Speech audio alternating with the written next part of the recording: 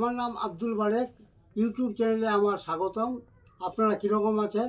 আশা করি ভালোই আছেন। আমি একটি ধাঁধা বলছি। একজন বন্ধু বলছে, আমার দাদুর একখানা গোয়ালখানা ছিল। গায়ে গরম হলে ষাঁড়ের কাছ থেকে গাছি দিয়ে আমার দাদু গোয়ালে ঢুকাতো আর বাচ্চা হয়ে বার হতো। আরেক বন্ধু বলছে, আমার দাদুর একটি বাস্তব ছিল। ওই বাস্তব থেকে আমার দাদু একটি বাঁশ কাটে, আমার দাদু ওই বাঁশ দিয়ে তার দিয়ে ঠোকর দিত।